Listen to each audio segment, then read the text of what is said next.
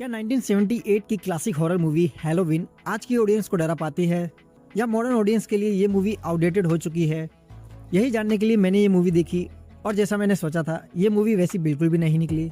अगर तुम modern slasher like Shaw, टेरिफायर या रॉन्ग टर्न जैसा ब्रूटल गोर एक्सपेक्ट कर रहे हो तो ये मूवी तुम्हें काफी फ्लैट लगेगी।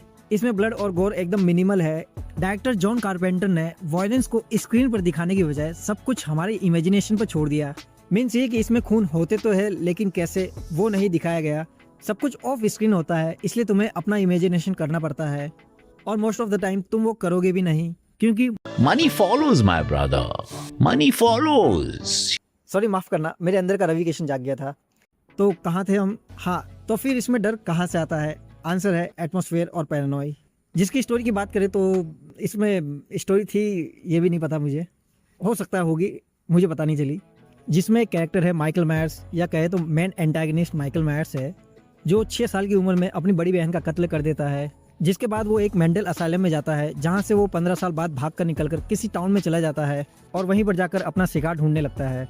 सबसे स्केरी चीज़ मुझे हैलोवीन में ये लगती है कि माइकल मायर्स को हर 2 मिनट में स्क्रीन पर लाके डराया नहीं गया। कभी वो बस बैकग्राउंड में खड़ा दिख जाता है, कभी शैडोज में छुपा रहता है और कभी तो तुम्हें पता भी नहीं चलता कि वो वहाँ है भी या नहीं। और यही चीज़ सीन को अनकंफर्टेबल बना देती है। तुम्हारे दिमाग में बस एक थॉट चलने लगता है कि कहीं भाई माइकल मायर्स इसको देख तो नहीं रहा।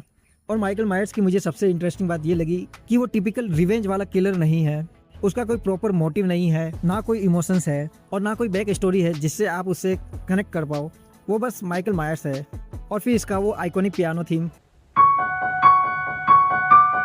भाई म्यूजिक कितना सिंपल है लेकिन जैसे ही बजता है सीन का मूड एकदम ही चेंज हो जाता है। कुछ खास हो भी नहीं रहा होता फिर भी अंदर से लगता है कि अब कुछ होने वाला है।